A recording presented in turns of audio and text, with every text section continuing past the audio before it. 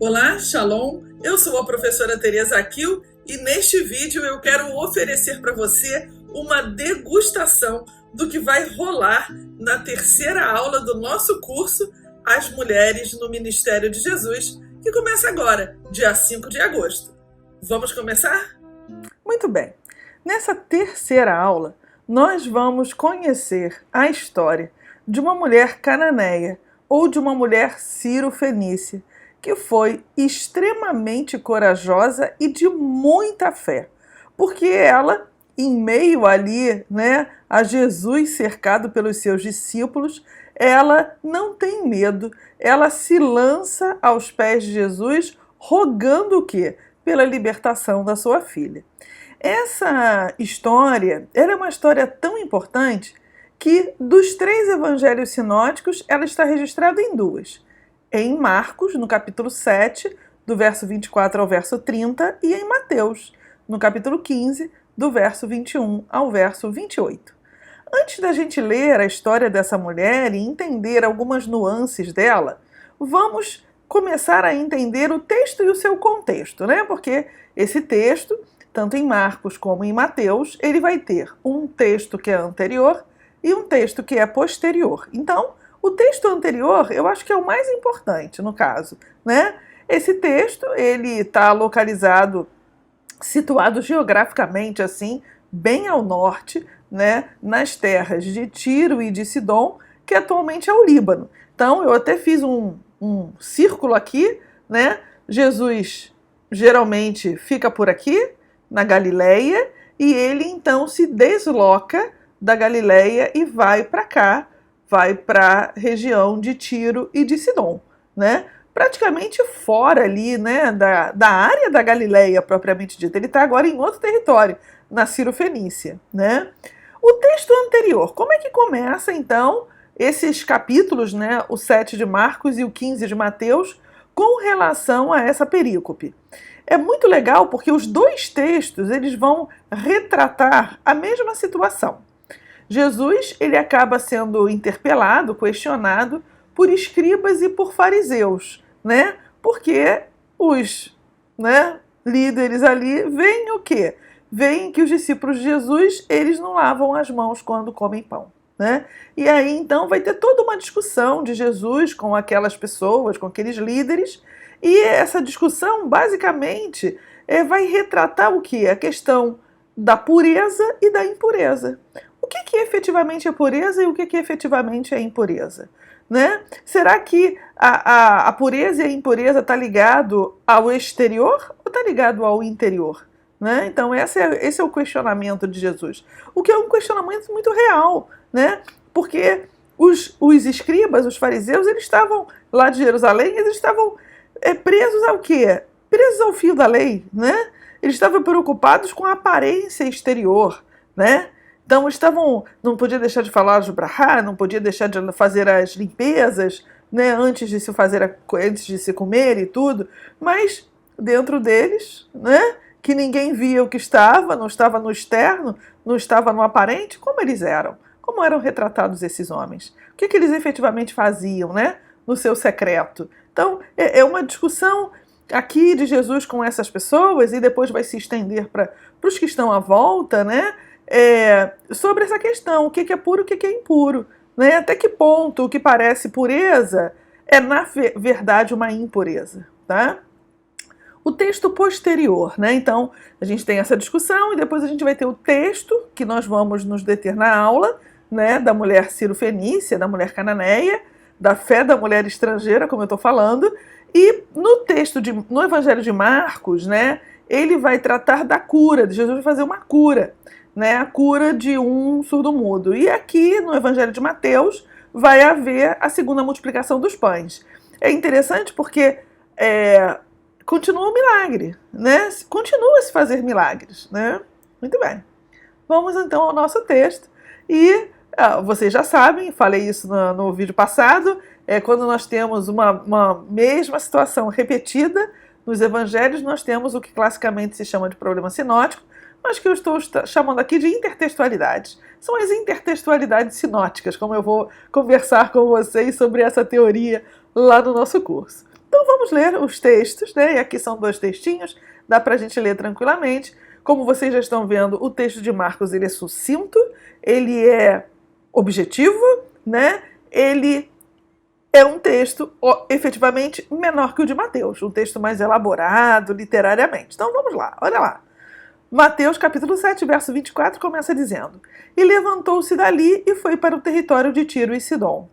E entrando numa casa, queria que ninguém o soubesse, mas não pôde esconder-se, porque uma mulher cuja filha tinha um espírito imundo, ouvindo falar dele, foi e lançou-se aos seus pés. E a mulher era grega, cirofenícia de nação, e rogava-lhe que expulsasse de sua filha o demônio. Mas Jesus disse-lhe: Deixa primeiro saciar os filhos, porque não convém tomar o pão dos filhos e lançar aos cachorrinhos. Ela, porém, respondeu-lhe e disse: Sim, Senhor, mas também os cachorrinhos comem debaixo da mesa as migalhas dos filhos. Então ele disse: Por esta palavra vai. O demônio saiu de sua filha, e indo ela para casa, achou a filha deitada na cama, pois o demônio já tinha saído. Então, tranquilamente a gente compreende o que está se passando. Mateus, o que o Mateus vai falar aqui para nós, né? E partindo Jesus dali, foi para as partes de Tiro e Sidom. Então concordamos com o território, Tiro e Sidom. E eis que uma mulher cananeia que saíra das cercanias clamou dizendo: Senhor, filho de Davi, tem misericórdia de mim. Minha filha está miseravelmente endemoniada. Então também sabemos qual o problema da filha dessa mulher? Endemoniada, né? Possessa por demônio. Mas ele não lhe respondeu a palavra, né? E os seus discípulos, chegando ao pé dele, rogavam-lhe dizendo: Despede-a, que vem gritando atrás de nós. E ele, respondendo, disse: Eu não fui enviado senão as ovelhas perdidas da casa de Israel.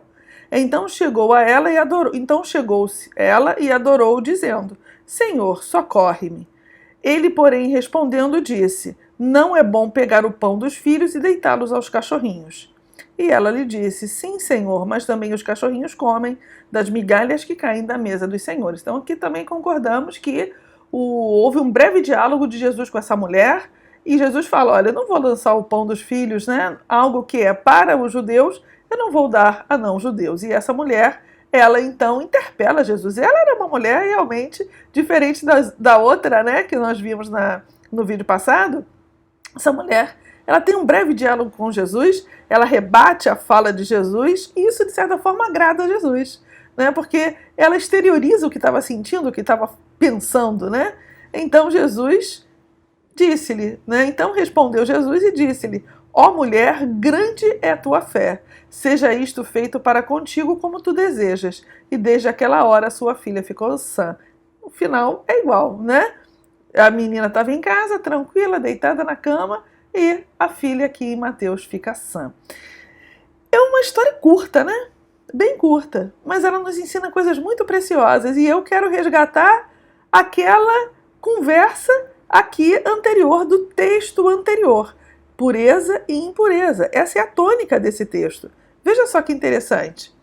Pela cultura da época, uma pessoa sírio-fenícia de natureza e grega culturalmente não teria direito às promessas que Deus fizera a Israel. Afinal, o estrangeiro, ele é o quê?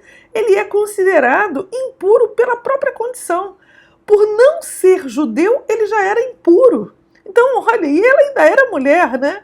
Complicado, né? Só que, como eu digo, nessa história aprendemos que a bênção de Jesus não é exclusiva dos judeus, ou está presa a antecedentes étnicos, mas intrinsecamente dependente do quê? Do encontro sincero com Jesus. É isso aí. É um encontro sincero com Jesus, é o coração sincero, entregue, realmente, assim, despojado, que vai mover o Senhor para liberar a sua bênção. Eis aqui posto a importância dessa história para a comunidade de Marcos, né? A necessidade de superar as divisões existentes entre judeus e não judeus. A comunidade de Marcos era uma comunidade de romanos e de judeus. Marcos é endereçado aos romanos, mas romanos que criam nesse Hamashia, criam nesse Messias judeu. Então percebe aqui que o Evangelho de Marcos ele é muito claro. Ele quer mostrar que não é dependência étnica, não tem a ver com etnicidade, não tem a ver com a nacionalidade, tem a ver com a fé, com a disposição do coração, né? A pergunta que fica é, e para a comunidade de Mateus? Qual a importância dessa passagem? Nós sabemos que Mateus, comunidade matiana, ela é direcionada, né, os seus textos, direcionada aos judeus. Mas e aí? Qual é a importância desse texto para essa comunidade? Isso aí você vai descobrir no meu curso As Mulheres no Ministério de Jesus a partir do dia 5 de agosto, né? E na nossa próxima degustação, no nosso próximo vídeo, eu vou estar então falando com você a respeito da nossa quarta aula, a graça da mulher encurvada, né? Se você quiser fazer a sua matrícula no nosso curso, basta entrar no nosso site ibcrecreio.org e fazer a sua matrícula, ou então agora clicar, apontar o teu celular e escanear o QR Code. Essa vai ser a forma também muito prática e muito fácil de você estar comigo estudando sobre essas mulheres tão especiais nas nossas 9 aulas do curso. Eu aguardo por você, realmente espero poder encontrá-la neste nosso curso. Deus abençoe a sua vida e até o nosso próximo vídeo.